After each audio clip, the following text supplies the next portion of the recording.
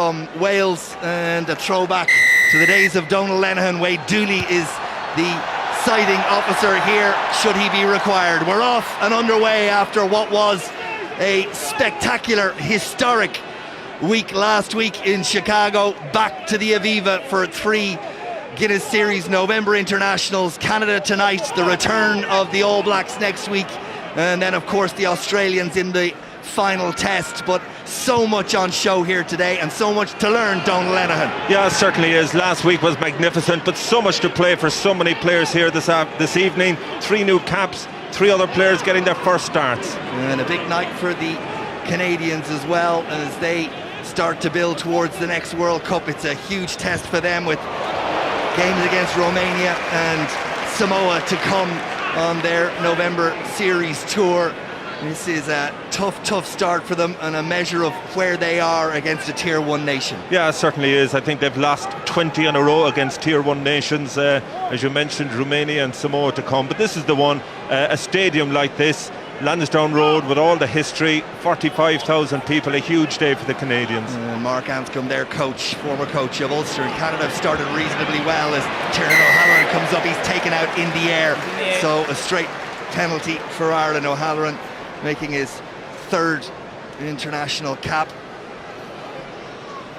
Connacht man, here you'll see it, little kick through and in the air. O'Halloran, up he went, and before he came to ground, the onrushing Canadians got a hand to him. That's not allowed. The kick, the penalty from Paddy Jackson, dispatched to touch, and we'll have a put into the Irish line out on the 10-metre line of the Canadians. Sean Cronin winning his 54th international cap, on the bench last week against Chicago, or in Chicago I should say, against the All Blacks.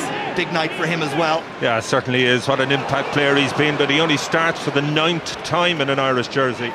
And that won't do the Irish hooker or his line out any good at all, losing line out. And you think back to last week and how important the Irish line-out was and how accurate they were in everything that they did, and that will be expected of this team. That's a mix and match of players coming back from injury, significant experience in some places, complete novices in others, but there is a set standard now for this Irish rugby team, set by Joe Schmidt and his continuing drive for the next World Cup. That sorted out, that matter of him staying or going, now sorted, and all eyes on the future. It's a big hit, big hit from Finlay Bealham. Kick, is that going out on the full? Yes it is, and back will go. Well, what a hit there from Finlay Bealham. Outstanding introduction for him last week. Brilliant scrum in the build-up to the clinching try from Robbie Henshaw. You just see it here, and it's the Justice Sears. What a hit, driven backwards in the tackle, and Finlay Bealham making the type of impact that Joe Schmidt is looking for. And we're back to where Ireland lost the last line out. This time it's secured, and it's down from Marmion, and then in midfield it's Luke Marshall who takes it at pace, breaks the gain line, ball presented quickly, and Ireland are off, and Earls sends it out wide, and it's Gilroy, nothing outside, and kicks inside and chases, and Gilroy, the bounce of the ball, evades the first Canadian, but it's the hooker Barkwill who goes down on it. Gilroy gets Ireland up to the Canadian 5-metre line. They, though, have control of the ball. They'll want to clear their lines throughout half. Conor Braid, and that's a decent clearing kick from underneath his own posts and outside the 22, but a chance for Ireland to build from here. Yeah, very good pass from Ireland. Not sure if the decision to kick there was the right from Craig Gilroy. The problem was nobody coming up through the middle of the field to put pressure on Barkwill. But again, the crispness of passing, that was very evident in Chicago last week. Cronin, and Ireland's line out does well. Here's Cian Healy, the battering ram. Good to see him back in such fine form after some injury issues. That ball goes to ground, not to hand, but Cronin picks it up and gets Ireland's forward momentum again. Marmion there quickly, Jackson operating in tight space, 5 feet, Earls, and Earls inside was Ringrose, or outside I should say was Ringrose, and it was almost something special to start for the young Leinster man, but pass just didn't go to hand. One of the Canadians getting back to get in the way, but really well worked in tight space, started by Healy. Yeah, Cian Healy doing what he does so well, taking on the opposition, quick ball recycled. Again, the explosiveness of Sean Cronin, but look at the speed of the recycle. Great pass from Jackson, but unfortunately, superb cover from Gordon McRory, and just making a big tackle. Ireland secure that line out and go to the maul.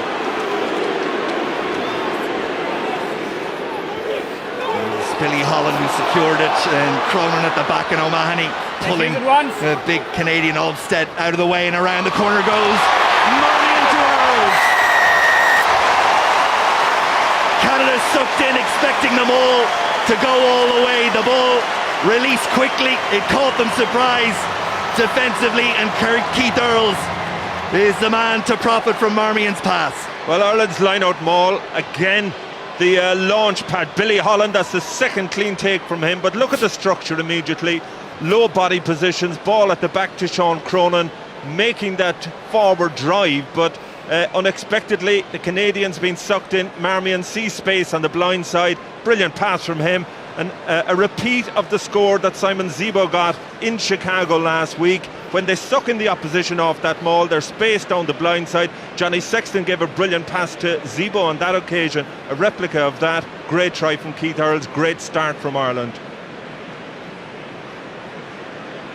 Paddy Jackson lines up the conversion attempt.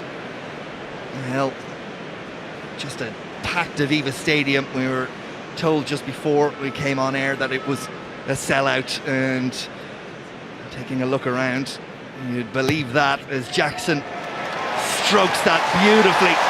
Really good kick to start from Paddy Jackson, and Ireland, as we approach 7 minutes, lead it by 7 points to 0. Yeah, great kick from Paddy Jackson, but a composed start from Ireland. They lost the first line out of the game, just as we see Keith Earls. He'll be thrilled to get back in scoring mode, lost out on Chicago because of a suspension for that tip tackle against Glasgow in the Champions Cup. So he'll be thrilled to be scoring tries for Ireland once again. Restart from London Irish is Kieran Hearn, and Jackson almost, in fact, was caught in possession but not held on to in the tackle, so got up and got to the safety of the forwards. It's Sean O'Brien, sets it up for Marmion and Marshall, and Ringrose gets his hands on the ball. Little gap there, closed off by DDH van der Merwe. Jack O'Donoghue, that's his hands. Now Jackson, and you can see the intent in everything that Ireland are doing. Sean O'Brien through the gap. O'Brien, terrific offload. Gilroy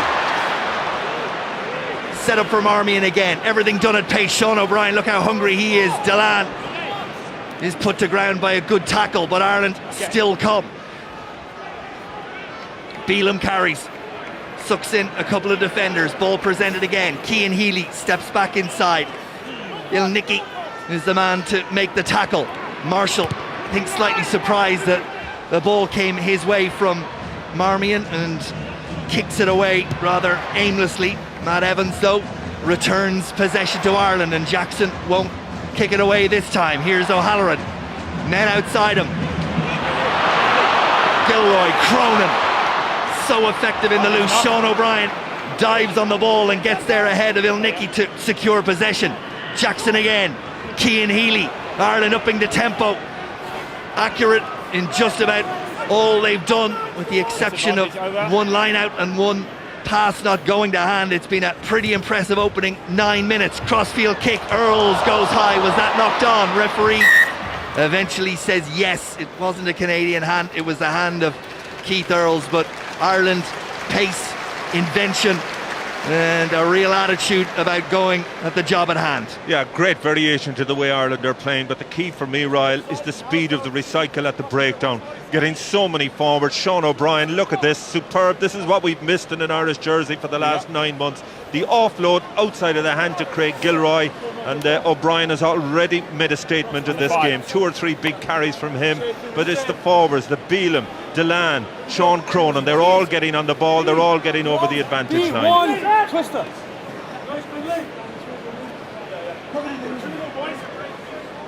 Crouch.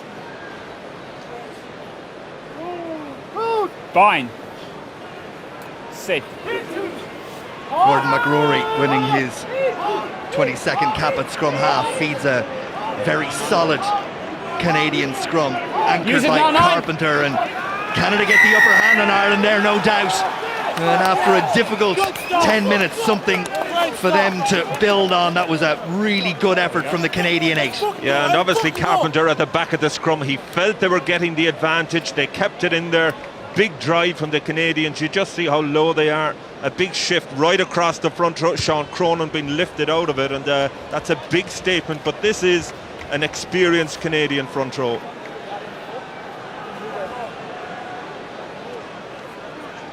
Worth noting that 10 of the 23 on show for Canada tonight played in the last game between these two nations, which is of course during the Rugby World Cup that Ireland won comfortably. Canada have say pick and go from Olmsted and then Barkwell, 34th international cap tonight for the hooker. Carpenter, the captain, isolated for just a minute, but ball presented for Canada, and it's the out half. Braid, who almost gets away. Delan held on. A couple of little holes in the Irish defence around the fringes of that last ruck. They've been closed out now. De Justice, Sears, Duru picks and goes, and Jackson and Marshall are those to meet him on the gain line. It's your own player. Ball presented, but all a little lethargic and slow from Canada as they rumble forward for an inch or two. Ireland got to be careful. I think it's Cian Healy to try and get himself out of the way of the ball coming back. Delan is the one to make the tackle on Kyle Bailey. And then Sears Duru is sent back from where he came, and Ireland come through, but the referee's going to bring it back. He's seen a knock on prior to that, and I think the put-in is going to be to Ireland. Yeah, good pressure there from the Canadians. I think their confidence a little rattled after that try, but again, just making inroads, some big carries, but Ireland's defence, and again the line speed that we saw in Chicago last week, really putting pressure there. But it's Sears Duru, there was no space there. Jack O'Donoghue, a big hit for him on debut. Proud day for the Water Park Club, and there's another debutant, Gary Ringrose, putting the pressure on the Canadian midfield. It was Van der Merwe who knocked it forward. Crouch. Fine. Sit.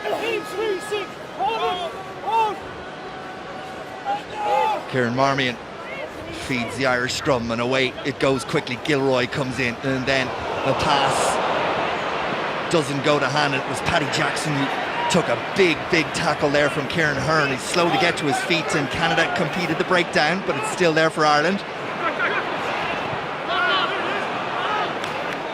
Okay, thank you. Whose ball? Ireland take it quickly. The referee says that's okay, you can play on. Quick check with the touch judge to make sure that it was a legal throw-in, which it was. Tiernan O'Halloran chases it up, and it's Evans who goes after it, but ball claimed, I think, by Gilroy and Delan. Healy attacks the space, two Canadians to put him down, one of whom is Barkwell. Now Jackson, who's recovered from that heavy hit, and Ireland look to ship it on. Good hands from Sean Cronin in midfield. Gilroy, a little chip and show and go, and away he has gone up to the 22. Support required. Okay. Canada have got there, and Ireland just couldn't react quick enough to the individual efforts of Craig Gilroy, and Canada with the ball, but back inside their own 22. It's outside. Terrific hands in the middle of all that from Sean Cronin to get Gilroy free. Taken on by Olmsted.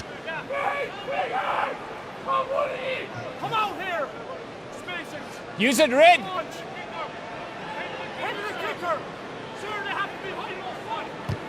Advantage over. Number 6. Chase from Taylor Paris on Tiernan O'Halloran, but the ball is there for Ireland. And Delan sees a big gap, and he's a terrific athlete. He's great pace for the second row. Ulta Delan takes 3 Canadian players with him, and Ireland arrive in numbers, and Marmion down the narrow side, and here's O'Mahony, and Ringrose spins back inside, and Marmion is there once more, and Healy changes the direction just as the impact was about to come. The scrum half there once more, and then it's O'Donoghue who carries for a yard, and Marmion and Jackson and Keith Earls thought about the pass, held on as Canada get back into some sort of defensive line. Sean O'Brien spins out of the first tackle. Sears Duru goes in look at the ball, but it's Marmion who has it. Jackson again.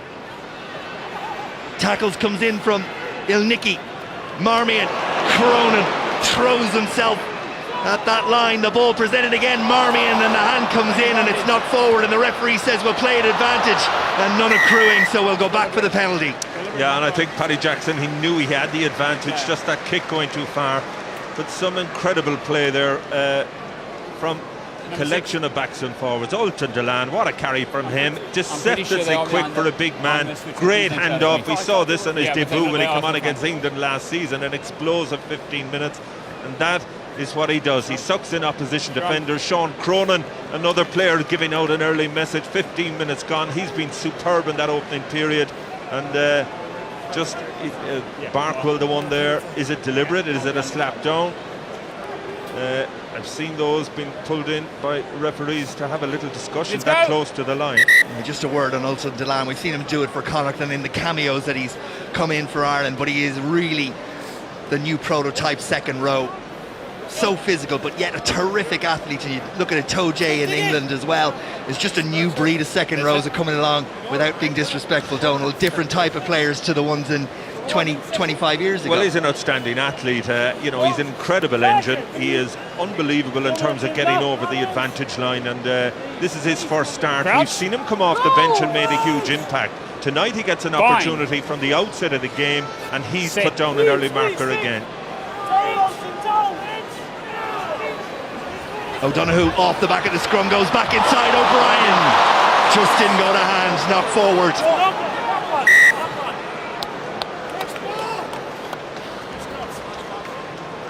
And O'Brien is disgusted with himself there.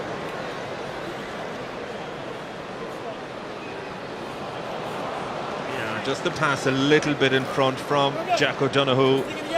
You know, you'd expect O'Brien to hold those pre-rehearsed move. Good platform in the scrum. Good angle at tight head from Finlay Bealham as well. That enabled Jack O'Donoghue to take the Canadian back row out wide, but the pass just not sticking. Crouch. Lord. Bind.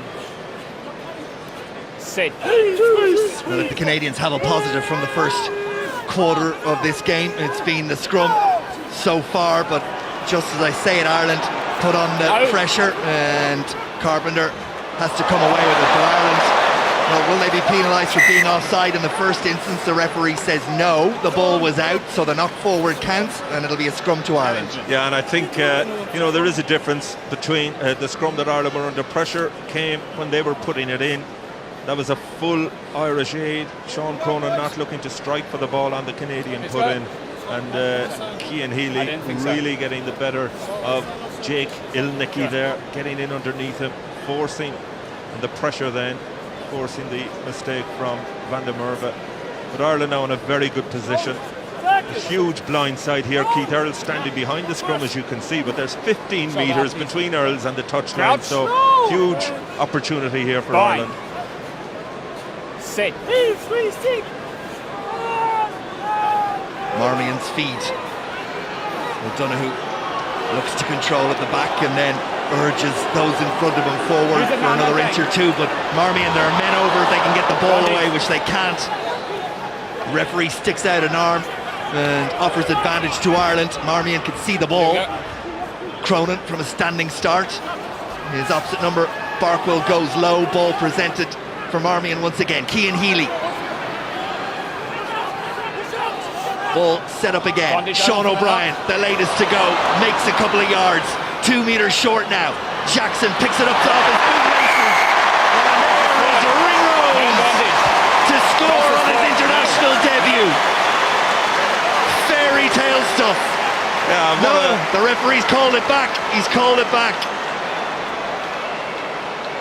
Well, he's called it back for an infringement. And a penalty is going to Ireland, so obviously there must have been crossing or a forward pass in that movement, but the Canadians offside, so back we come. Yeah, obviously they couldn't take an advantage because there must have been an issue with the pass. Gary Ringrose thought his moment had come. We just have a look at it here. Yeah, that pass, I think, from Paddy Jackson adjudged to be forward, so therefore we go back to the previous advantage. Just hold it. Line out set, and the referee blows the whistle. Just going to play down there. Player in the Canadian in-goal area is receiving attention. Yeah, we'll play as it is. Yeah. This is DDH van der Merwe. He was the one who made the brilliant read. As we said, there was 15 metres of space on the blind side from the scrum. Van der Merwe ended up defending two players. He had to commit himself, which he did. A brilliant piece of defence from him because he saved a certain try. Keith Earls looked as if he was going to get a second of the night, but obviously got injured. I was happy with that one. He'll be happy enough, continue looking for you feel, with what he's seen in the opening 20 minutes? Yeah, I think, Roy, look, it's inevitable. This is a whole new team, 15 changes. Everything would have been geared towards the New Zealand game for the early weeks of their camp, and that's Van der Merwe making that read there. Had a terrific World Cup despite Canada exiting in the pool stages. Van der Merwe scored a try against Ireland, indeed scored a try in every game that Canada played in the pool stages of that Rugby World Cup, and really is the class and best known player as well, of course, in Canadian rugby at the moment. Well, we see him with the Scarlets every week in the Pro 12, and outstanding player. So we'll resume then with the line out and Ireland's throw in, and Holland is the one to take, and they go around the front and just held up. Lots of bodies in there. Where's the ball? Yeah, playing advantage against 7. The advantage being played to Ireland. Again, Marmion. Ulton Delan itching to get going. And the momentum, helped by O'Mahony, brings him on a yard or two. Opens up the field both sides. Marshall. Ireland 2-3 metres short. Cian Healy chopped off of the legs by Kieran Hearn. But the ball presented for Marmion once more. Holland drops the shoulder. Two Canadians. Barkwell made numerous tackles for Canada in the opening 22 minutes. Sean O'Brien drives the legs.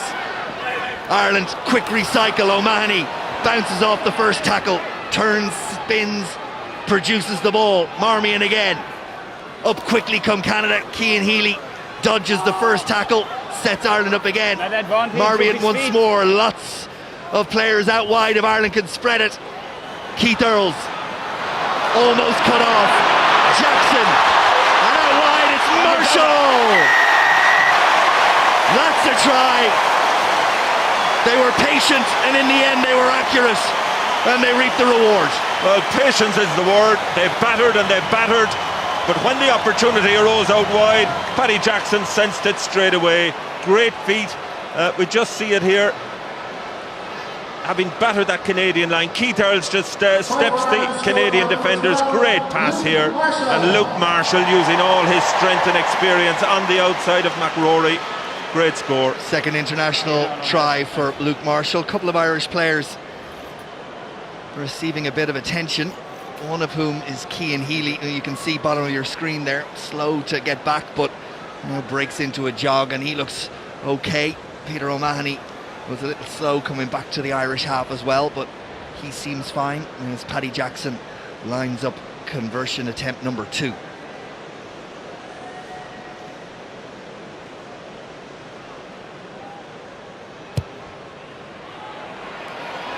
Good strike again. Good result again.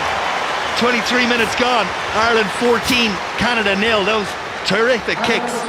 Smashing kick from Jackson, but look at the feet from Keith Earls. Great pass again from Paddy Jackson to his buddy Luke Marshall.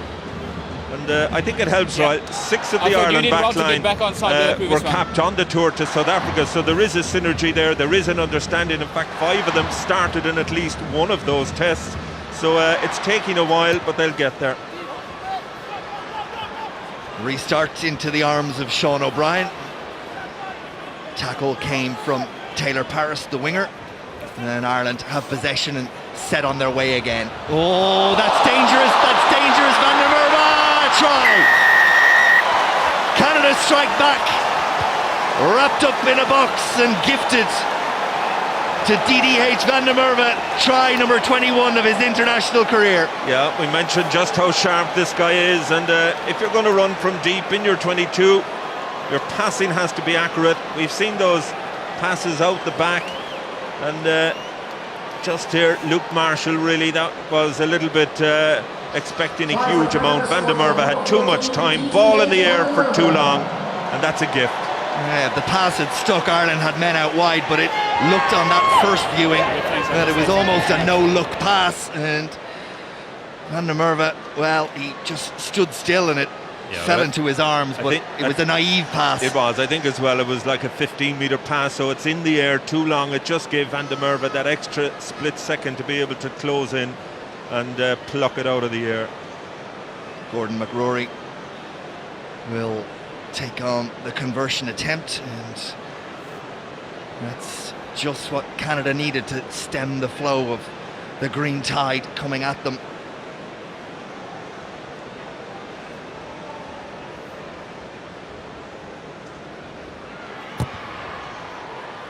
On its way, that's a good kick, and Canada get the full 7. 25 minutes gone, Ireland 14, Canada 7. You just see the pass here from Luke Marshall, just asking too much.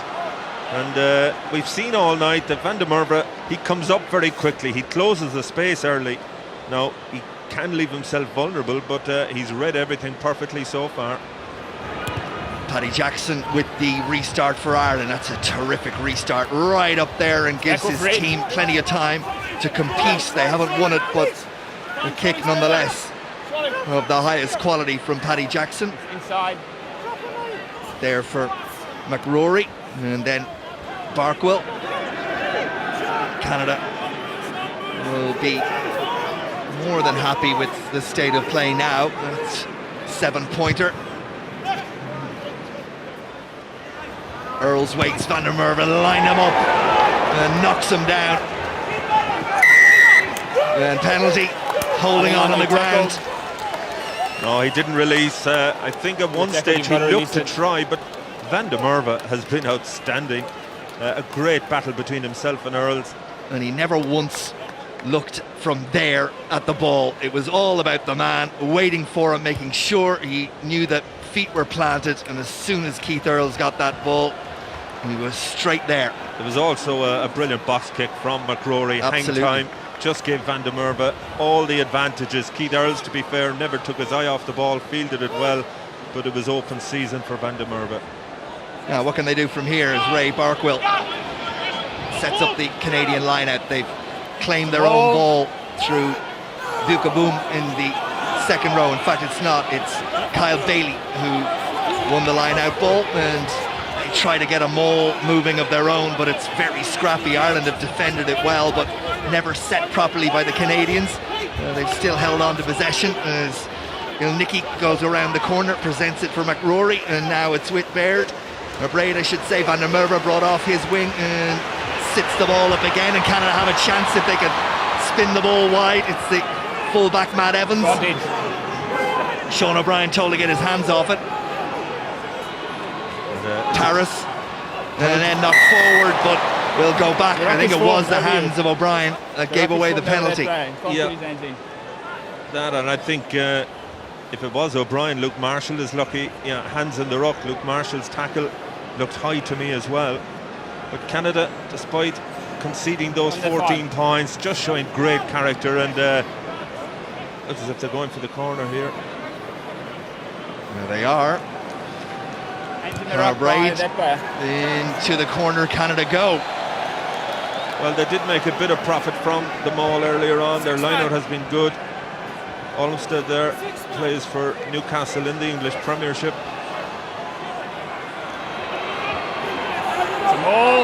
Ball claimed at the back. Let's use it. Barkwell has it.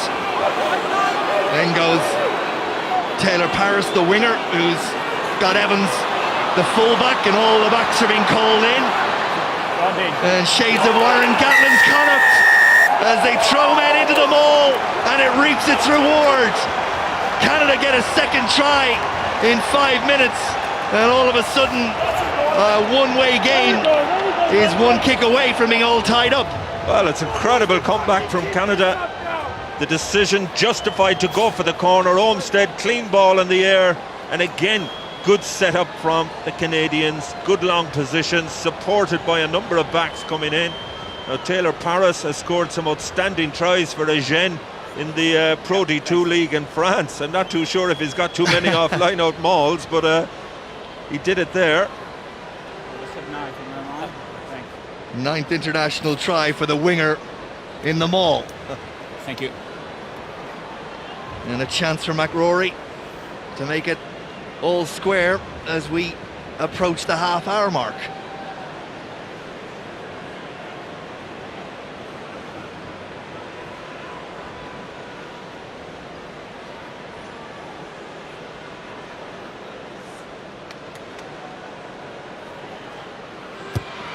On its way. Will it creep inside? It will. Another terrific kick. Both place kickers right on form. Half an hour gone. Ireland 14, Canada 14. Yeah, and again, you just see the patience here of the Canadians. Evans going in there, Paris going in, McRory the scrum half, Baird the out half is in there as well, and just the sheer weight of numbers fracturing Ireland's defence on the ground. Another really good kick from Paddy Jackson, met with an equally good catch by Matt Evans this time.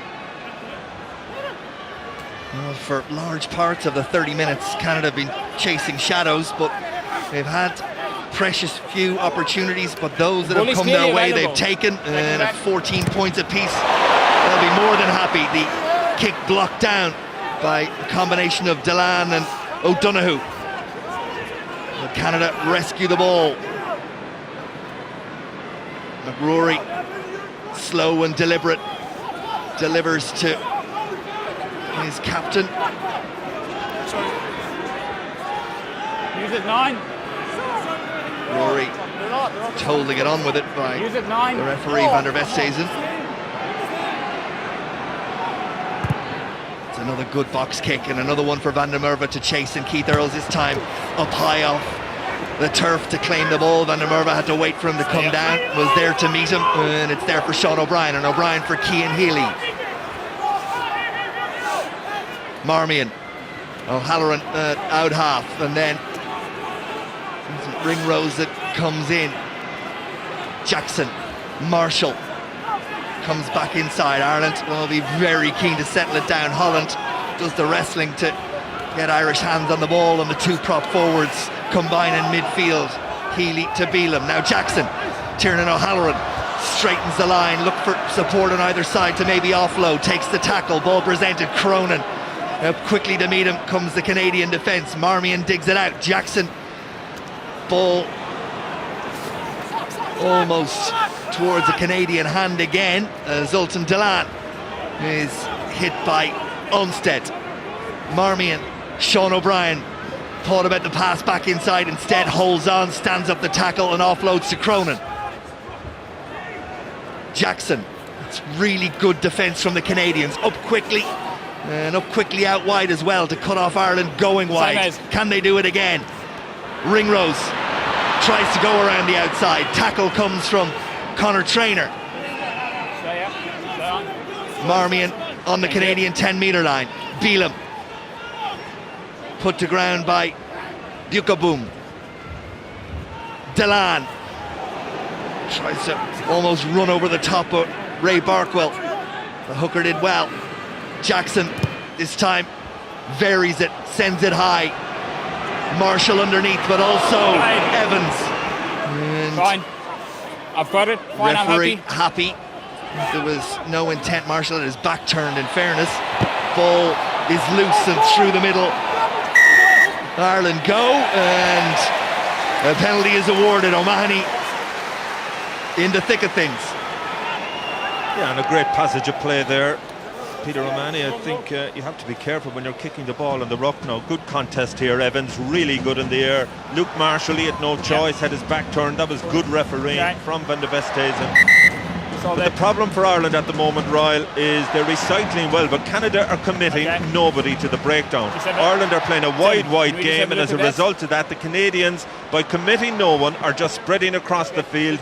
You need to get the likes of O'Mahony, O'Brien, just a couple of pick and goes through the middle of the ruck. You've got to try and suck them in, suck those defenders in, because at the moment, while Ireland are recycling well, Canada's defence has been up to the challenge. Okay, I will have a look at it. Just give me time. Just give me time. Yeah. Irish captain Peter O'Mahony just having a word with the referee and suggesting there might be a bit of obstruction going on.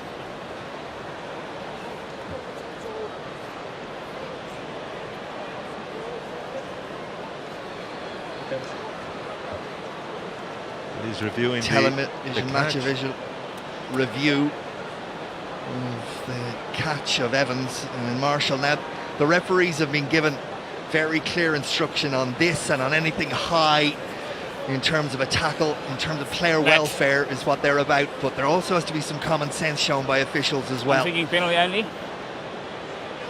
Yeah, I think in fairness to the referee, he called it at the time and he said it was fair. Captain, I'm happy with that. It's not a realistic catch of the ball. It's only a penalty. He's going to award a penalty. Yeah. It is one of those, as you say, there has been a diktat from the World Rugby. They're very worried about those situations, but I'm not sure. I mean, Marshall was on the ground. Evans, one of those where you commit from 4 or 5 metres out. I thought the referee initially had called it right. Having been right in the middle of the action, he was the one who adjudicated first. We could hear him on the microphone that he was happy with the contest. Obviously the TMO wasn't, and they are instructed to try and adjudicate on those, but it's a very difficult one, very difficult to call. I think sensible at least that there was no card shown. Barkwell and Canada through Daly win the line out, and they go up the centre. Kieran Hearn, numbers arrive and Canada secure possession, and they've slowly but surely dragged themselves into this game and are enjoying a lot more possession and showing a little bit more ambition than we saw in the first 20.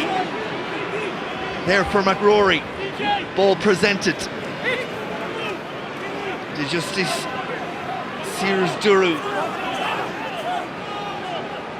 McRory. Cronin makes the tackle. Taken on by Braid in the out half. Tight area for Taylor Powers to operate in, but holds onto the ball, and Canada go again.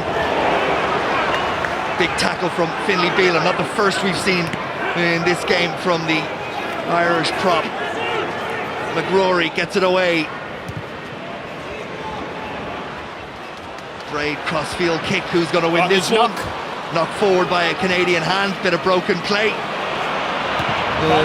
Sean Cronin picks it up and boots it away. Van der Merwe is the man who receives, and Gilroy is up quickly to make the tackle. Canada have it again. Hearn, little kick through.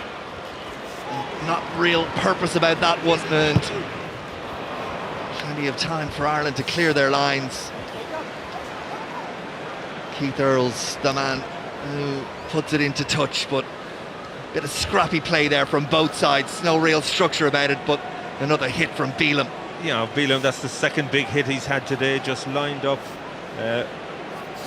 run ball. And Canada quite competitive, they're carrying the ball well, not afraid to put it in behind Ireland. The only thing you notice, 36 minutes, there was a huge amount of continuity there, and they're beginning to blow a little bit. Taken by Olmsted in the second row, and Ireland, you feel, need to get a bit of a spark about them again. Let's use it once. All gone a little bit flat. They've handed possession back over to Canada a couple of times cheaply, and the pace and intensity has dropped, and the Canadians growing in confidence all the time. It's a better defensive line from Ireland, from Marshall, and Hearn is caught. You can see very few Canadians commit to that breakdown, nor indeed green shirts And the ball is there for Canada once again. A little pop pass back inside. This time it's to run ball, but Ireland have the ball as Canada don't control it, the breakdown, and Earls just bats the Canadian scrum half McRory out of the way, sets it up. Holland with no scrum half, turns provider, Healy. Marmion, Ringrose plays out half, O'Donoghue, and then the ball puts in the hands, and away it goes. O'Halloran, and O'Halloran has terrific pace. Kieran O'Halloran, something from nothing. Great try from the fullback. That's outstanding from Tiernan O'Halloran. But look at the offload. I think it was Finlay Bealham. This is straight out of the Connacht loose play. Superb offloading. Tiernan O'Halloran, we know he has pace. He played a lot of his early games on the wing. Big hit coming in there from Delan, but the ball kicked forward by Barkwell. Earls and Van der Merwe are having a game of their own. The two of them taking each other on, and you just see it here. I think that's a brilliant offload from Finlay Bealham. And look at the pace of O'Halloran. That is what this guy brings. Broken play. He has unbelievable pace. Great line, great score. Just what Ireland needed on the break. Thanks. Thank you. And just what Ireland needed as we tick towards half-time. Re-establish what has been a dominant display in terms of possession and territory for large parts. Now at least has a 7-point gap on the scoreboard after 39 minutes. Ireland lead it by 21 points to 14. Yeah, well, look at the offload here from Bealham. Takes the tackle. What a line from Tiernan O'Halloran, and we've seen those two in particular do that so often in the green of Connacht, and an understanding there. But that's an outstanding line from O'Halloran.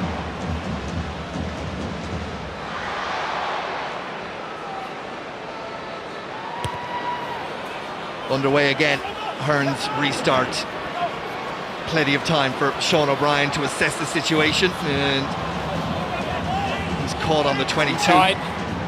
Marmion. Ball doesn't go to hand again in Irish territory. Van der Merwe again the man to try, but this time can't exploit the mistake.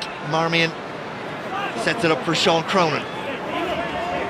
Cronin put down by Ilnicki. Ultan Delan. Pass through. Braid sets it up for Ireland. Holland this time asked to carry. Ireland operating in little pods, but really only moving from one side to the other, happy to run down the clock. And Marmion looks at the officials to say half-time coming, and as half-time comes, there's a little bit of something behind the players as they walk out, as O'Brien and Olmsted exchange views, and Earls in there as well with Barkwell. Keith Earls needs to get away from that, as do the rest of the players, and order needs to be restored. And it's still continuing. It's still continuing. Something clearly happened off the ball. Let's get away. And I have a sense that the Anything? TMO review will be called here as the players eventually sort themselves out and head towards the changing room. Marmion kicks it away. And what happened after that? I think there it is. Yeah, well, I think Olmsted and the ruck previously just came in leading with his head. I'm not sure if O'Brien took umbrage to that, but the TMO can have a look at it. Well, TMO has had a look. Nothing to report from that at this point, so we'll take a break. Half-time at the Aviva. Ireland lead an entertaining game by 21 points to 14. So you've been in the dressing room with Joe Schmidt in your previous life. What's he going to be saying now? Patient? To some degree, but I think they'll be talking about themselves first and foremost. This is not a game about the opposition. Canada aren't a great side. They're not going to win this game if Ireland do anything the way they should be, and it will be focusing on the process and the accuracy of delivering the ball into hand. We've seen a couple of line breaks which have been great. Let's take a look at those. And they've been impressive. By the way, we expect there to be line breaks against this side. We expect Sean O'Brien to do this. We expect Ultan Dillane to make the breaks. There are a couple of half breaks here. What I do like about both of these is we didn't throw the ball away afterwards. O'Brien gives a brilliant out the back pass there, Gidley out, but we retain possession. We have the opportunity to go again. This is a really smart break. It identifies the space, big handoff, and then the footwork afterwards. But he doesn't throw the ball away. So what happens is Ireland get to recycle again. It's really important, because once you do it against these type of teams, sometimes you throw the 50-50, and that's not what you want, and it's not what wins against them. Yeah, I think you'll be saying it'll be pulling it back and saying, look, sometimes there's an element of trying too hard in these matches. Too many players trying to impress, too many tries trying to get the momentum going straight away. Bring it back, play it as a team where it's advantage, hold on to the ball, don't give stupid passes, play the 50-50s, and that way you'll get further in the game than what's happening. It's just disjointed at the moment, that's all. Is there any sense, I mean, because we are looking through our spectacles, obviously, in the Canadian dressing room, that they're saying, you know, we're not that far away from an unbelievable upset? Well, they will be saying that, but I don't believe it's on, because, as Perrin said, all Ireland have to do is be patient, hold on to the ball, not throw silly passes, and Canada will get tired here, and you'll see more of those line breaks that we saw from Dillane and O'Brien, and we've a lot of players can do that. As Canada tire a bit, if we hold on to the ball, don't give them soft turnovers, they will start to fall away. We will skip the scores, and the more we score, the more their heads will drop. Games like this often happen where you're not accurate in the first half, and at half time it's about focusing on doing the simple things well, and that's a mantra Joe Schmidt talks about all the time. I think we could be looking back at this in 40 minutes. Absolutely. I would expect so. Should be. Yeah. Absolutely. I think what you're going to see is some fatigue hours come in from the opposition as well. We're already seeing them, they're all focused inwards, they're coming up and in, and when you start doing that with a little bit of vision by the Irish players, a few balls out the back, you'll get round them. So, absolutely calm in studio. It's 21-14. Team's back on the pitch, as you can see, so let's rejoin Donal and Ryan. Thank you very much, Dara. Just looking at the Irish team first as they come out, no changes it would seem. As you look over the Canadians, I just thought we saw a substitute, but actually it's the outside half has now got a headband on in order to obviously stem some blood that was coming. It's the out half Conor Braid. Doesn't look like we've changes on either side. The question is, Donal Lenihan, will we see changes for Ireland? And secondly, should we see changes for Ireland? Well, I think Joe will be slow to make changes. The problem is 5 of the Irish bench, as we know, they're haven't played at this level before, so I think he'll look to bide his time. The only thing, when you look about impact from the bench, all 8 Canadian substitutes played their rugby domestically in Canada, so it's a huge step up for them. Good chase there from Jack O'Donoghue as Canada claim the restart. Stay on! It's there for McRory, who delivers another good box kick. Good in that it gives his team a really decent chance of competing. They didn't win it on that occasion. Doesn't take away from the quality of the kick. Carpenter in there scavenging, but it's presented for Ireland, and Cian Healy goes the direct route.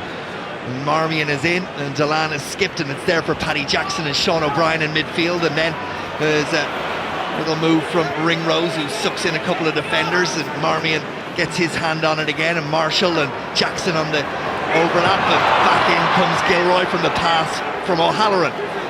Ireland set it up again. Dillane tries to fend off the first tackle, does so, and then puts the head down. A little bit of help there. I think it was Holland that was beside him. In fact, it was O'Mahony, and a break in midfield from Paddy Jackson puts the head down. Gilroy was looking for the kick, instead he got the pass, and Gilroy spins up to about 7 metres short of the Canadian line. Accuracy required. Marmion for Marshall. Cian Healy alongside. He's forced back, sucks in defenders though. Can the ball come back quickly? Have Ireland got enough out wide?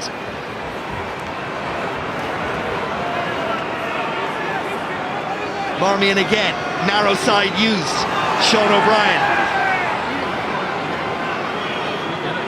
Scrum half has it. Peter O'Mahony with a relatively quiet first half offloads to Cian Healy.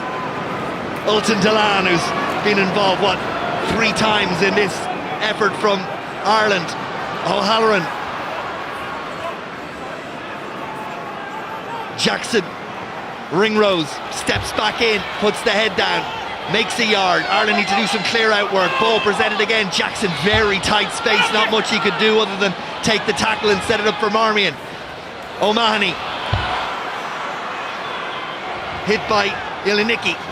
Sean O'Brien, he's tackled by Sears Duru. Marmion, Gilroy somehow found the pass in traffic.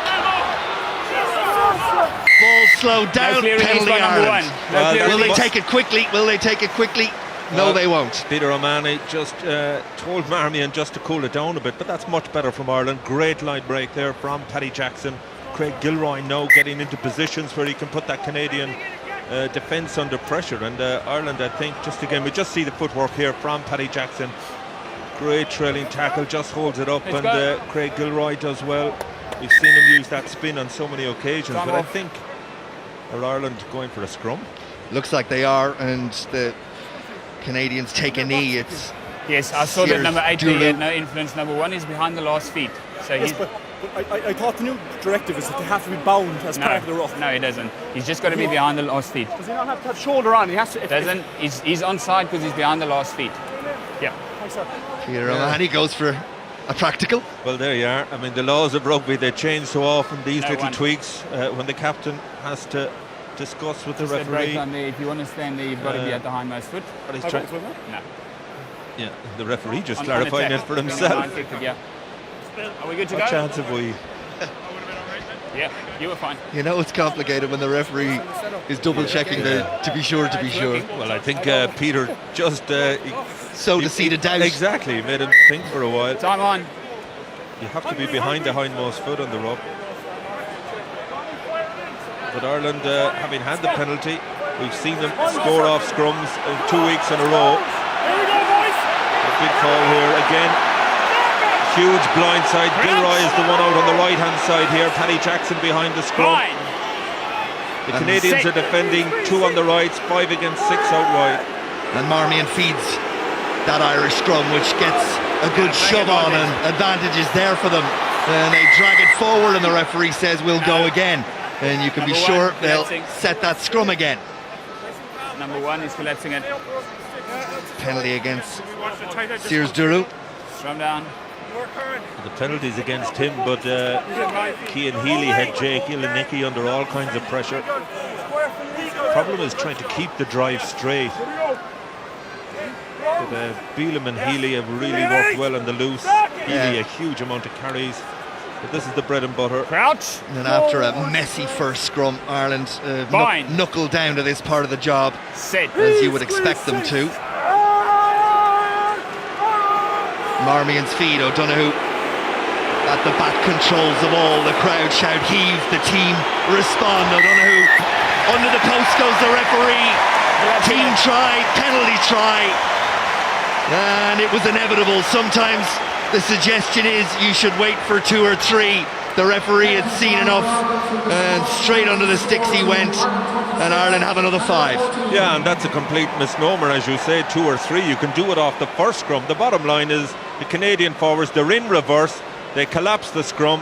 Ireland would have scored, and the referee wasted no time running in under the post, and that's a huge boost.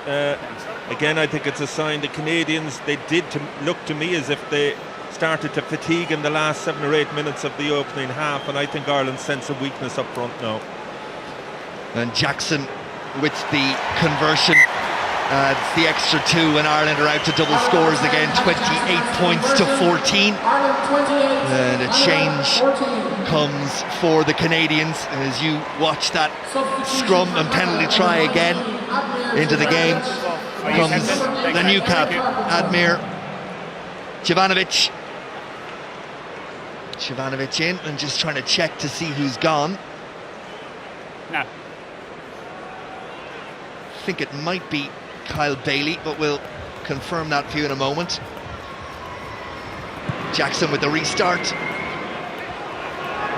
fact, it was Carpenter, the captain, who's gone. Evans tries to run it back. And a spill at the base of the breakdown by McRory. Hands possession straight back over to Ireland again. Yeah, and Evans, who's had a very good game, just getting separated from his support there. And this is the period you feel that Ireland really need to lift the pace and intensity of the game. Great hit again by Ultan Delan. He's had a marvellous game. Work rate incredible. Whether carrying or putting in those big defensive hits, he's made a mark. Yeah, the physical conditioning of Ireland, vast. Well, there are a number of players here for Canada who are playing at various levels in Europe. There are players from the Cornish Pirates and the Scarlets and London Irish and Agen and London Welsh, but at least half that team are playing rugby domestically with Canada in the Canadian League and just simply don't have the same level of fitness and conditioning. And you'd expect Ireland to tear away from here. And speaking of which, it's Ringrose, lovely pass to the supporting Jackson, and Ireland are there quickly and have men.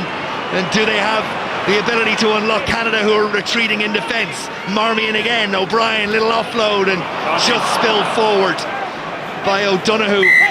And the referee blows the whistle, and the put into the scrum will be to Canada. Yeah, but you can see what Ireland are doing now. They're just giving those little offloads before the tackle. Peter O'Mahony and Gilroy to Billy Holland to enable him to go forward. Then we saw, I think it was Sean O'Brien. There you are, just another little tip on. Jack O'Donoghue unfortunately unable to hold on to the pass, but that's what Ireland are trying to do. The Canadians rushing up, suck in the defender, just a little offload and put a player through the gap.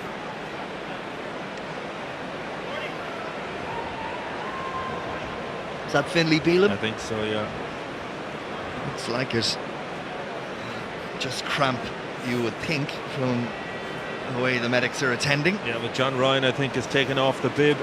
Another debutant. He's had a fantastic season for Munster so far. It was a loose head. The late Anthony Foley was the one who encouraged him to go over and have a go on the tight head side. He did that for the last 2 years, and he's now getting the biggest reward of all, his first cap, and what a season he's had for Munster so far. But Bealham, a brilliant opening 47 minutes for him. And Bealham will make way, and Ryan does come in for his first cap. And it makes 4 new boys, and proud days for them and their families. No matter what they go on to do in the future, this will be a standout day. And the tap on the head from the older guard, recognising the achievement and encouraging.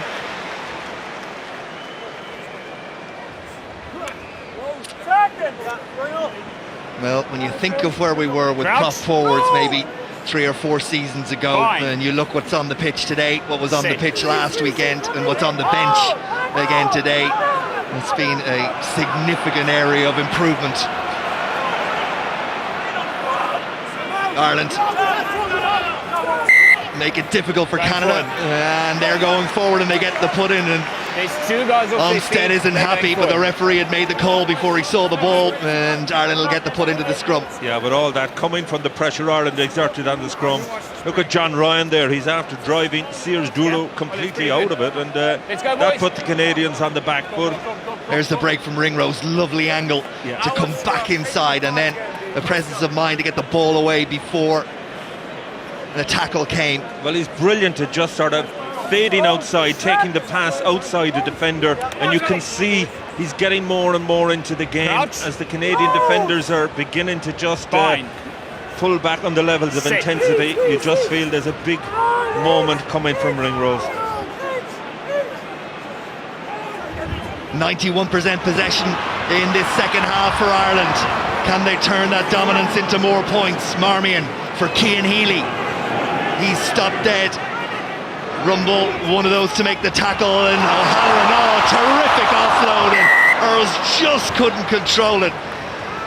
Tiernan O'Halloran has been a real star of this Irish backline so far. He's been the one that's made that just little shift of difference between being decent and being excellent at times. Well, he's shown the spark, hasn't he? You just see him holding up, ball in 2 hands initially, and just Keith Earls just overran it ever so slightly, hadn't to check his run. But O'Halloran, he came on in the last minute in the second test in Johannesburg, was injured, having had a brilliant opening 15 minutes in the third test in Port Elizabeth, but getting a chance today and showing what he can do. No doubt Ireland Fine. will try and put the screws on this Canadian scrum. As McRory will look to feed and get it away, but there comes the shove. It's messy ball, but it is Canadian ball, and they'll be happy to just try and find a way to bash it out and then clear their lines and start again. McRory will take on the clearing kick, surely. It's all very slow. It allows Ireland to set their line and attempts to bash their way through, but the kick gets away, and Ireland with the put into the line out just outside the Canadian 22. Yeah, but Ireland really bossing the territorial battle at the moment, as that task just a little bit behind. Keith Earls scored one, could have had three at this stage, as Robbie Henshaw looking on there. Josh van der Fleer, I think. Sean Cronin, good work again in the line out from Holland. Marmion, Jackson back inside Earls at pace, almost found the gap. Momentum with Ireland again. O'Mahony, terrific offload to Sean O'Brien, but he was caught well by Braid. Ball slowed right down, not rolling away, and Ireland have the penalty, and Marmion receives yet another shout. Don't. Yeah, I tried. Will take the structure of what will either be a line out or a scrum. Okay. The referee, is there Okay. going to be a TMO review? There is. Green, let's have a look at it. One of the Irish players a neck Suggestion. grab. There's a neck grab in here.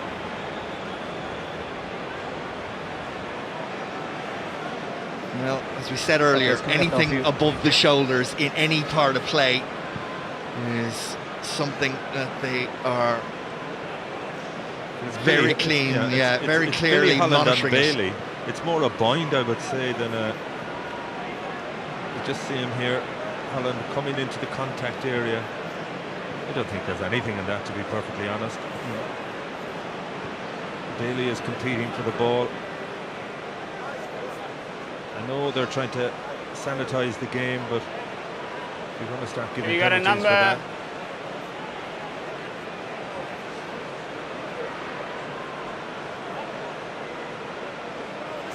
Okay. Tim, I'll tell you what I'm seeing. He's got him around the neck, but he doesn't twist him. So I'm not thinking yellow card. I'm thinking penalty only for grabbing the neck. Correct, penalty only. Thank you. Number 5, you can't go on the neck, right? Yeah, that's what it is. Penalty against him.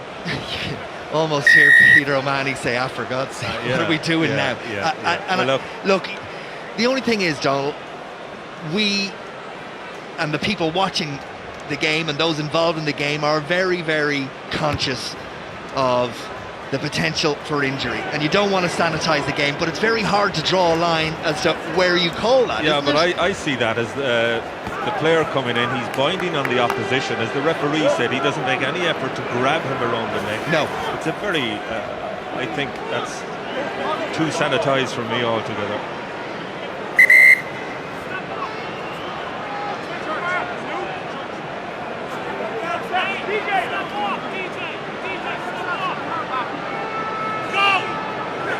Barkwell and Canada secure their own possession. It's down for McRory and it's there for Braid, and now it's Paris who comes in and then finds the overlap, and Evans, instead of passing to Van der Merwe, sends it for a flying Canadian to chase, but the ball beats them all into touch, and Ireland will get the put into the line, or the throw into the line. Yeah, first time that Canada have got inside the Ireland 22. Ireland just caught defending a little bit narrow for once, and space in the 5-metre tram lines. But Ireland's line-out has been, apart from the opening one, has been quite good. There's Holland again. He's got through some amount of line-out work in this match. And the maul is cold, and Cronin operates at the back. And the referee is Olmsted just gets dealt with. Competition in the air between Van der Merwe and Earls. It's been a decent competition all evening long. Yeah, that's been a sort of a mini game, battle. Exactly, a game within a game. But you know, as a second row of time, they're told to make yourself as awkward as possible. Certainly Evan Olmsted has achieved that. He's in the middle of every Irish maul. He was the one in the altercation with Sean O'Brien just before half-time. Keith Earls a little bit delicate his walk back to his position there. Took a bang in that aerial competition for the ball. Midfield, it's Hearn. Sets it up, Sean O'Brien looks to poach but doesn't get. Sean Cronin makes the tackle on Sears Duru. Rumble takes it on, doesn't get anywhere. Braid will look to try and get Canada going again. Better line speed from Ireland's defence, and a chance maybe for O'Mahony to poach one, and he has. Peter O'Mahony, seen him do it so many times for Munster and for Ireland. Turns defence into the potential of attack, and Olsen Delan goes in to clear the ball out as Olmsted looks to win it back. Marmion has the ball, Healy has to stretch but does well to claim possession, and then it's knocked forward and Canada have the ball, and a little bit of space out wide. Referee says the advantage over from the knock forward as Paris makes an extra yard or two. Canada protect the ball, and McRory gets there. Sears Duru sets it up for McRory again. Better from Canada, the substitute, Stephen Ivanovic.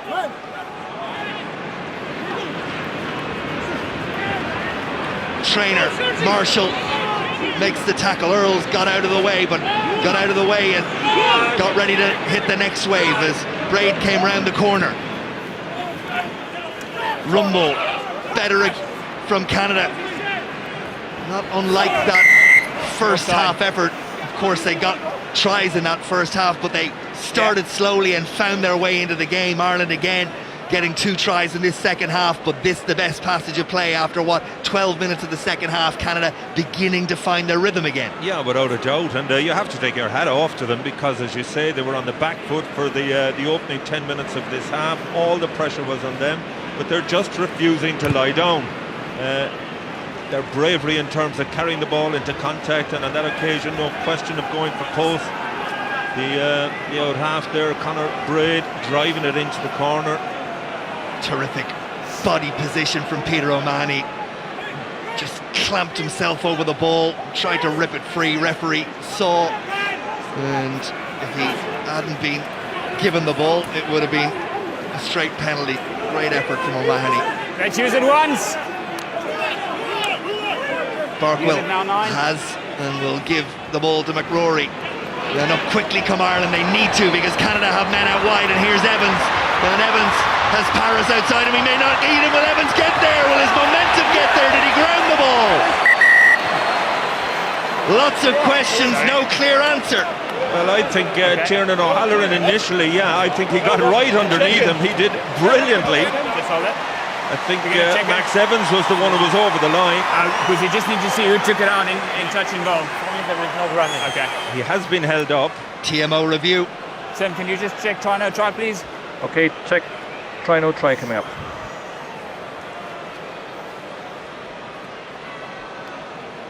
I think if the Canadians had straightened up here, you just see O'Halloran locking onto the ball. It's held up there. It's on O'Halloran's stomach. It's not on the ground. He's gripping it for all he's worth, and that's held up for me. Well, Evans got away from the first tackle. His momentum got him to the line. Did he turn it over? There's a suggestion there that just the tip there, of the ball, yeah, one blade of grass maybe. I think that last replay with a slower view might give us the definitive answer. Halloran, well, he never gave it up, did he? But right here, did the ball get grounded? There. Yes, yeah, it did. It did. Yeah, that's a try. If that was the other way around, we'd say it was an open and shut case. Yes. You may award the try. Thank you. Yeah. Great effort from Evans. Great effort from O'Halloran, but just corner of the ball grounded. The crowd don't like it, but on the evidence that we saw there. Well, that's why you have a TMO, because you can slow those positions down. It looked as if O'Halloran had done brilliantly to hold up Evans, but the tip of the ball did touch the ground. Change for Ireland. Dave Kilcoyne in, Cian Healy out.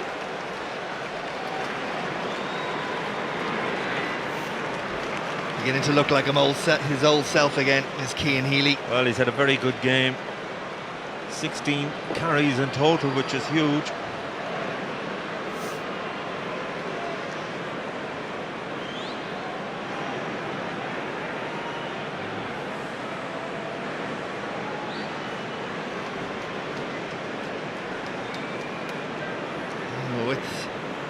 Paddy Jackson as well. It's been a very impressive evening of goal kicking, and it continues. None of them straightforward, all converted. And as we approach the hour, it's Ireland 28, Canada 21. Yeah, it looked as if Canada may have butchered it at one stage. There was support on the outside for Evans. Gilroy just falling off the tackle initially. Halloran did everything he could do, but you have to credit Evans for keep working to try and turn into the ball, which is good. Oh, there's another chapter in the Van der Merwe Earls tussle, and this time it's the Irishman who comes out on top, and Cronin, sheer strength, determination and will, holds onto the ball, turns it around, and O'Brien goes to exact immediate revenge for Ireland, conceding those 7. Here's Paddy Jackson, ball left, lovely. Marshall sucks in 2 defenders, needs to be quick again. Ringrose protects. Delan is the next to carry, not held, he could have got up, instead he places it. Kilcoyne, Marmion again, Jackson, little show, defence, don't buy it. Marmion once more. Kilcoyne almost there. Ireland almost there. Marmion again. Surely they will get there. Marmion. Delan. Alton Delan gets the try. All coming from the efforts from the restart. Well, it was brilliant pressure from Keith Earls, but the carrying of the Ireland forwards. Again, Sean O'Brien giving the early platform. Sean Cronin carrying. John Ryan held up just short. But just have a look here. Great chase from Keith Earls. Puts Van der Merwe under pressure. And it was the support from all the Ireland players there. Look at Earls. That's brilliant timing. Van der Merwe was absolutely certain he was going to get smashed. Billy Holland goes in and clears out. But Delan, he's been outstanding and carried earlier in that move. Moved 30 metres around to get into position to take the pass from Kieran Marmion. Great score from him.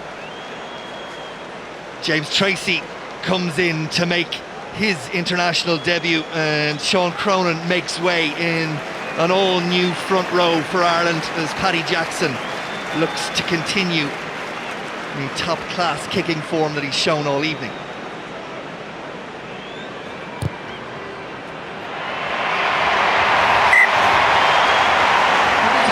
Over it goes. Aragon, 35 points to 21. We would just see it here again. Great line from Delan. There was no way that the Canadians were going to hold him up there. His opposite number, Boom, just falling off that tackle. There's another man on debut. James Tracy, converted loose head by Joe Schmidt in his days in Leinster. Here's Gilroy, trying to run himself out of trouble, runs into Brett Boom. Marmion, little box kick. Paddy Jackson goes round the corner. O'Donoghue comes up and it's gathered well by Evans. Here's Braid. Thought about the kick, decided to keep the ball in hand, but it's turnover. Marshall for Ringrose, Ringrose for Earls. Earls wanted a kick, and the ball inside the 22, and the crowd shouting for the late tackle. And I think we'll have a TMO review of this if the referee and his assistant over on that far side can't sort it out. Well, I think it was Kieran Hearn. Changed his path to the outside, out of the field of play to block the winger after he kicked the ball through. Just a penalty? Yeah, sure. I'm happy with the penalty on the 15. It's a late challenge. It's a penalty against you for a late challenge. Get back, please. Well, the assistant on the far side kind of gave him a look and said, you want to think about something else? Well, if you read about it, you just see it here. Hearn, I mean, he is so far off his line there. No, I'm not quite sure if Keith Earls would have got there. Definite penalty. You can debate about the card and the code. Jackson finds touch, maybe 6 metres short of the Canadian line. Yeah. 1, 2, 3, even in slow motion. Yeah. It looks late. Oh, it's definitely late. That was sarcasm. 3. Tracy. On the 3. sets up the line out. Number 2, please. Number 2, there is only one number 2 left out there, and that's the Canadian hooker Ray Just got a sub. Barkwill, and he's going to be replaced by Eric Howard, who will come in to win his 6th international cap. He's played well as Barkwill, put himself about physically. And when Canada looked really ropey, it was he, along with Bailey and one more. Ferris Duru, who put in a shift to steady the ship. Ireland have the ball and go to the maul, and at the back is Tracy. Not going forward. Marmion barks out the orders. The hooker readjusts, the pack readjusts, crabs across field a little bit. Will it go forward? It does now. O'Brien in front of Tracy, but Olmstead gets in there. He's done well. Marmion's going to have to use it. Has a little look both ways. Has a look at Marshall. Marshall crashing back in, and the ball doesn't go to hand. In fact, it goes into the hands of Conor Braid, and the opportunity is gone for Ireland for the moment at least, until Canada make a hames of their exit strategy.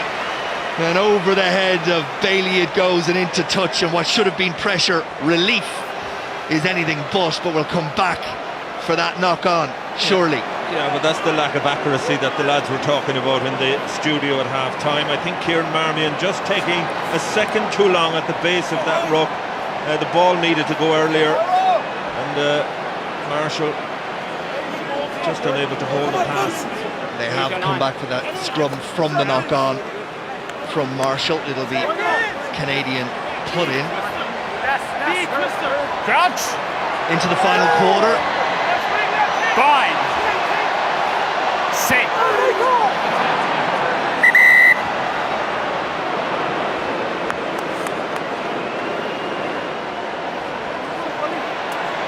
Is it your first one? Just get it up. Yes, sir, yeah. Get it up. Both league conscious now that Ireland have a whole new front row. James Tracy's first scrum in international rugby, in between John Ryan and Dave Kilcoyne. Just listen to the crowd.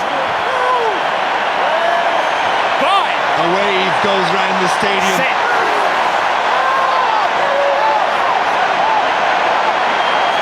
Irish scrum puts a lot of pressure on, but Canada come away with the ball, but that pressure may well turn into possession, and it almost did, but we'll come back for the scrum to Ireland across the field, but the same distance out from the line, and it all came from this, which meant awkward ball and a little bit of a panic, and from that pass, Ireland, from Evans' knock on, will get the put into the scrum. Yeah, again, all the pressure coming from the scrum, but Kieran Hearn, that pass gave Evans no chance whatsoever. And Ireland now with a massive amount of space on the left-hand side of the field. Changes coming after this period as Luke McGrath and Adi Oloken are both prepared to come in to win their first international caps. The hearts will be racing. What a way to come in and win your first cap in front of a crowd, packed home stadium, and a team that should be in absolute control after this passage of play. Out goes the referee's arm. Was that a try? It is a try. Marmion dives on it. Referee was having a look anyway, but Marmion made sure, and Ireland surely now are out of sight. Well, I think the referee was going under the post. He had his hand out to award the penalty try, and I think he just spotted Marmion, and to be fair, I think he said it was better to award it to a player. Dave Kilcoyne pulling that scrum around. Canadian scrum absolutely dismantled. Jack O'Donoghue had a chance to pick it, but Marmion in the better position, and that scrum really has destroyed Canada as the game has gone on. And a big moment for that new front row, Kilcoyne, Ryan and Tracy. Kilcoyne winning cap number 17, the other two on debut, and that one will go into the scrapbook of their memory. Jackson adds the extra two. Number 7. Ireland 42, Canada 21. Substitutions for Ireland. Number 23, There you see Marmion just having the presence of mind, stay with it. Once that ball is on the line, he can dive in. Adeoloken in for Gilroy, and McGrath in for Marmion, the try scorer. And Holland goes in search, but he's out jumped by Taylor Paris, and Canada keep the ball in hand. Ireland have the opportunity here through Keith Earls. He's tackled by Evans, who did really well to turn around and grab him. McGrath quickly offloads to Tracy and then to Sean O'Brien, and O'Brien is sent back a yard or two by Olmsted. Where's the ball? It might be there for Canada. It is there for Canada. Ireland holding on the ground. He just got isolated. He was on the ball. Okay, thank you. More change coming from Ireland in just a moment. Keith Earls looked for a moment like he might get away, but Evans was tracking across for the movement, the attacking movement, and did well to readjust and get to Keith Earls, because if he'd given him another yard, Earls was gone. Yeah, Evans has had a marvellous game for Canada, not only scoring the try, but doing so much work in attack and defence. As we're looking at another new cap now, Dan Levy, Joey Carberry, a second cap for him after his heroics in Chicago last week. Yeah, Levy in, and it's O'Brien who'll make way, and Carberry in for Wallace, and there are changes also for Canada. They've reinstated their hooker Barkwell, which means that Howard comes out. Another big day and another big moment in the life of a young Irish player as Levy gets his big break. And what about Carberry? It's got to be the best statistical cap record of all time. Played one, beat the All Blacks, on for his second cap. Well, 111 years it took Ireland to win it. It only took him 18 minutes or 21 minutes, I think. But I just wonder, Ryle, the fact that Sean O'Brien has been taken off now, does that mean that he's won the battle to get into the Ireland 23? We know that Jordy Murphy is out of that game next week. As a result of that, there's a vacancy in the back row, either on the bench or starting. And Sean O'Brien may just have done enough to tip Peter Romani possibly for that position next week. Yeah, and it's the probably most interesting and intriguing decision that Joe Schmidt has to make. Not alone is it O'Brien or is it O'Mahony, but do they start, and how is that back row balanced? It's a great position for Joe Schmidt to be in. There's just if you're leaving somebody like O'Brien or O'Mahony out of the 23, it gives you a sense of where you are. Absolutely, but I think CJ Standard, Jimmy Heaslip, they've earned their right to start against the All Blacks next week. It's a question: do you start Josh van der Fleer or O'Brien or O'Mahony for that instead? Crossfield kick from Braid. O'Halloran in a decent position. He's done the basics of full-back play very well as well this evening, Tiernan O'Halloran, despite glimmers of excellence in attack. It's been decent positioning defensively as well, as Carberry goes on a little run and Canada are slow to come up to him, and he got absolutely smashed but was prepared to take that pain in order to draw the defender. Is that kick out on the full? It is. Back will go. Yeah, I think Carberry spotted the space out wide, but he got opened up by Brett Buchaboom in the tackle. Nick Blevins is in, wearing number 23 for Canada, in place of Kieran Number Hearn. 1, please, and number 9. And two more changes, 21 and 17 in. 21 is Phil Mack, and 17 Rob Brower, and it's Sears Duru and McRory who make way. Substitutions for Canada: Robert Brower, number 17, replacing number 1, Justice Sears Duru, and number 21, Phil Mack, replacing number 9, Gordon McRory. Van der Merwe, tackle from Ringrose.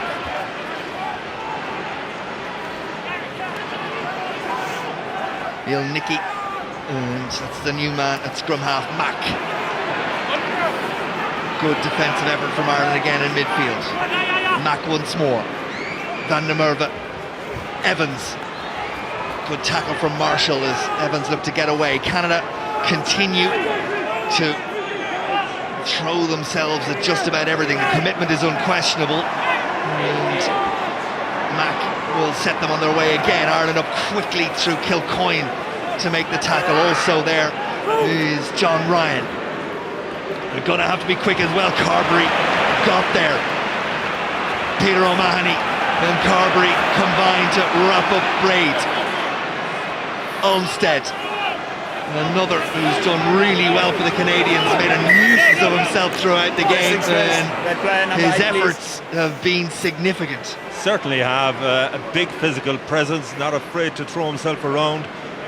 He's been incredible in terms of slowing down Ireland ball, and he's been their go-to man on the line-out as well. And the Canadians, at a period of the game when you thought they might be running out of gas, still hanging in there.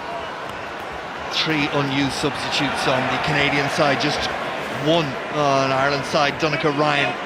Yeah, I think that's significant as well. I think Joe Schmidt, he's the only player involved today who would have started in Chicago, and all things being equal, I think he won't want to use Donncha Ryan, even though he is. It looks as if he's going to come in now with just 9 minutes to go. Just hold him, please.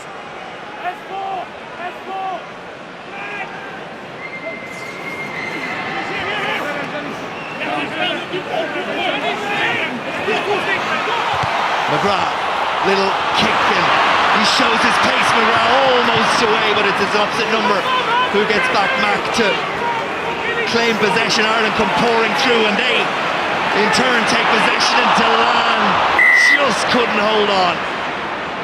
Oh, he was in a great position. He was head up, he was heading it, head was up, looking to see what was in front of him before the ball was in hand. Number 4, please. Ireland are going to make that change, and it will be Delan who's number 4 called out, and Ryan who goes in. This is his last involvement in the game, and he'll be disappointed to have dropped that one. Just remain straight. Right, go forward, not go up.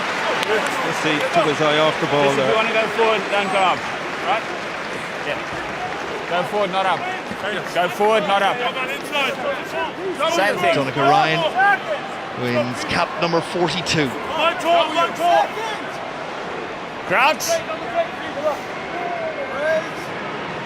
Bind. Sit.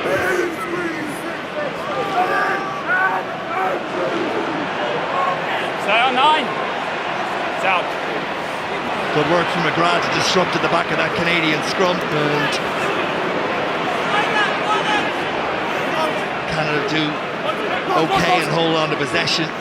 Thrown out dangerously so, and Yolokin commits, and it leaves a man out wide, but he trusted the defenders would get across to make the tackle on Paris, which they did. Mack feeds the new man Rob Brewer. Mack once again. Kilcoyne goes low. Tracy into the mid-drift. Possession. Got to release him. Stays with Canada. Releasing, says the referee, not releasing the tackler, that is. Yeah, and you're into that phase of the game now with so many substitutions. It's all gone a little bit frantic. So many Irish players, I think 8 in total now, who would have got their first caps today. So Joe Schmidt, you go back to the World Cup, the one lesson he had, a lack of strength and depth when he lost those 5 players going into the quarter-final against Argentina. He is absolutely certain, come Japan in 2019, he is not going to make the same mistake, and as a result of that, 8 guys, new caps today. You wondered 3 years down the road how many will stay the distance.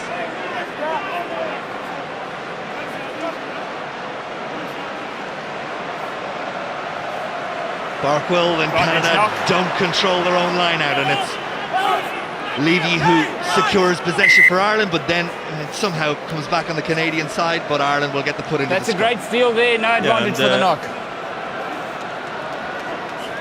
That scrum really has been outstanding for Ireland today, with 2 entirely different front rows. Donncha Ryan, what a game he had in Chicago himself, and Devon Toner in the second row put in a massive shift, destroyed that New Zealand line-out. Change again at hooker, Howard in, and this time Barkwell will be gone for good.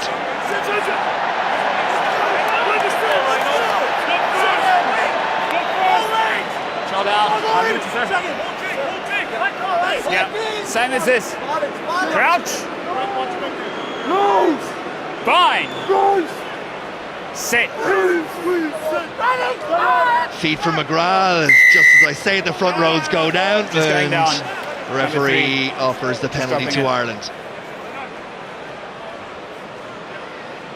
So as the clock ticks down and the eyes turn to next Saturday evening and the return of the All Blacks to the Aviva Stadium, your thoughts on that ahead of it, Donal? It'll be, well, one thing's for sure, it'll be an occasion.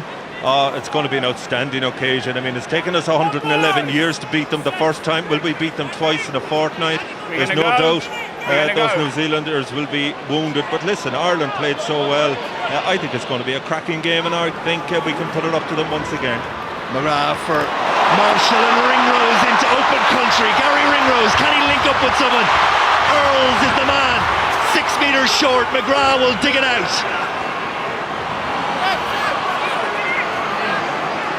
And again, Kilcoyne. McGrath once more. Earls comes back in, the momentum lost for a moment. McGrath, Holland carries well. Olmsted blasted out of the way. Levy. Release Edrin! McGrath almost sucked in, but gets the ball away to Carberry. Carberry steps back inside, Joey Carberry looks for the offload. Players arrive. Kilcoyne yet again carries. Brave defence from Canada, but they can hardly withstand another Irish attack. They're back in defensive line, but they're breathing hard as O'Donoghue looks to find a way. O'Mahony pops it up. Tracy gets to within 5 metres again. Kilcoyne for the third time. The prop carries in this attack. Carberry. Out wide. O'Halloran. It had to be. And eventually came. And Tiernan O'Halloran has another try. Well, Ireland just spreading Canada all over the field, and Halloran was the one who got on the end of it. It was only a matter of who, but it came from brilliant break by Gary Ringrose, standing up that Canadian defence. Keith Earls, brilliant game from him, and it's just a continuity play really from Ireland. The Canadians got caught too narrow. Beautiful pass. Thanks. And Tiernan O'Halloran in unopposed.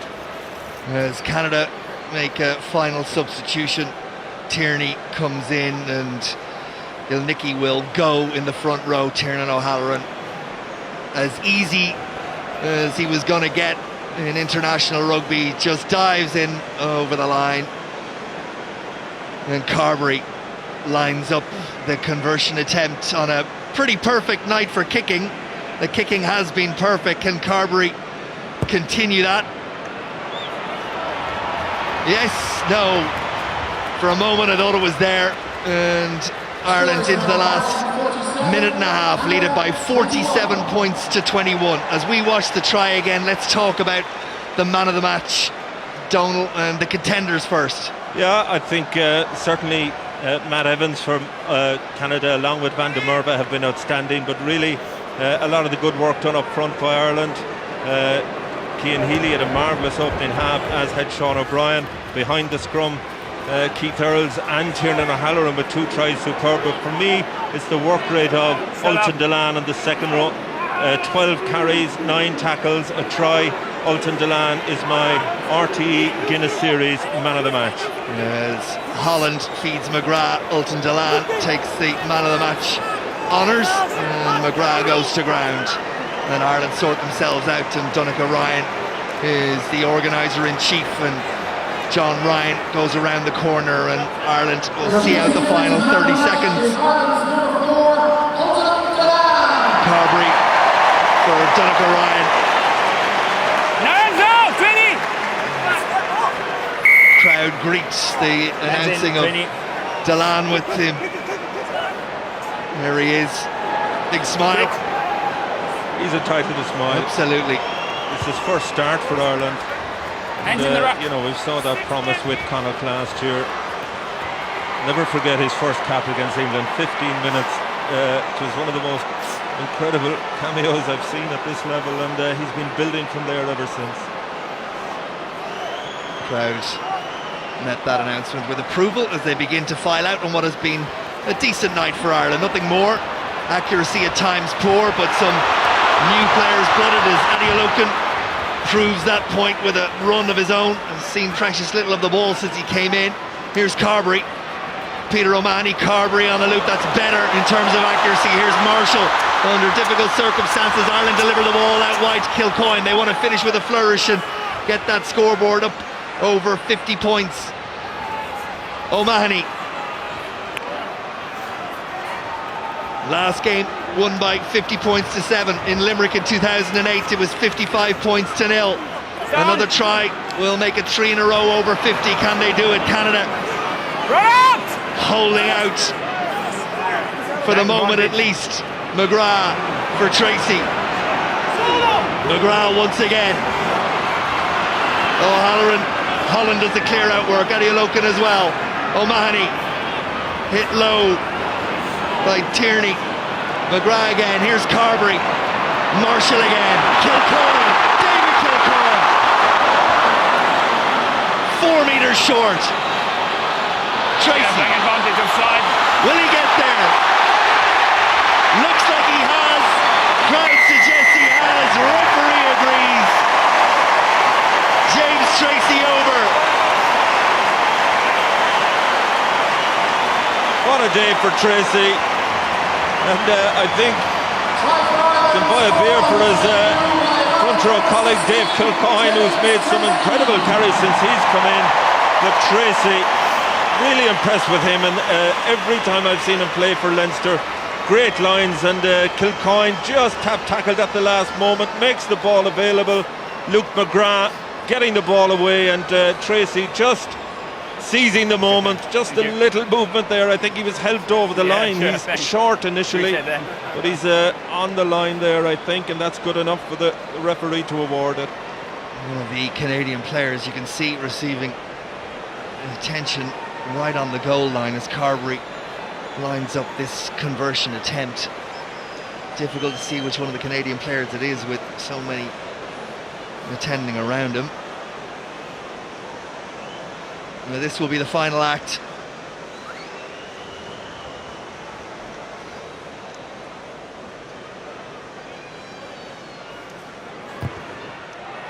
.52 points, stays 52 points, and that is that. Carberry disappointed, but Ireland will be pleased with their night's work.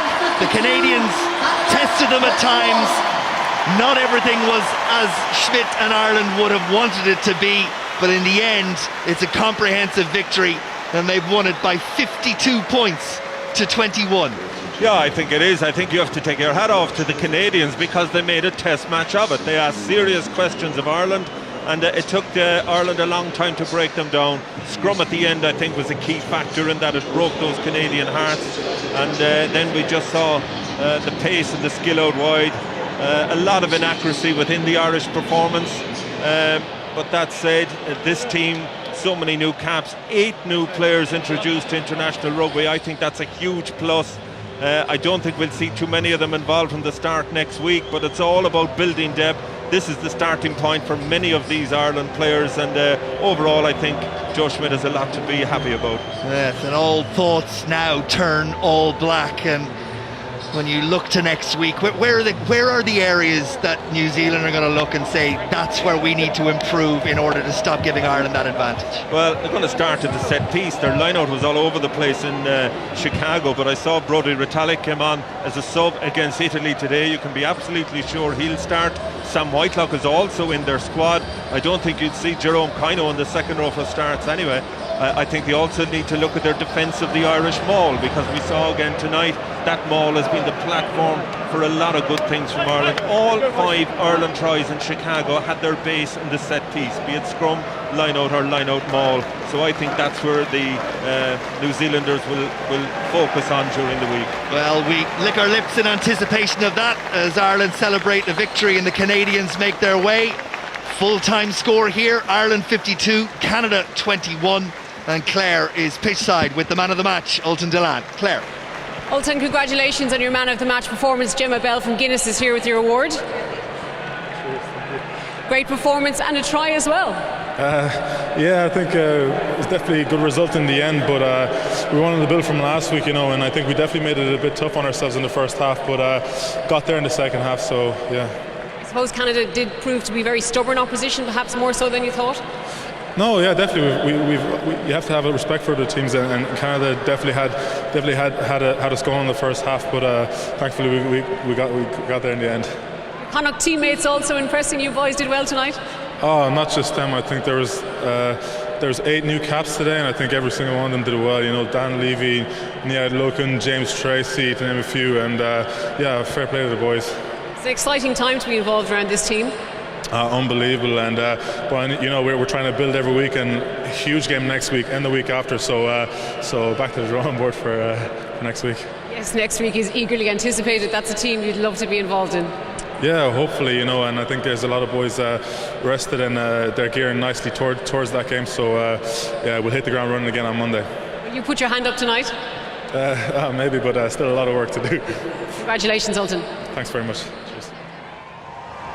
Yeah, well done, Ultan. Delan speaks well, and he puts that game in context as well. I mean, ultimately comfortable and satisfactory, especially the last 15-20 minutes there. But I suppose you can't gorge on gravy every single weekend.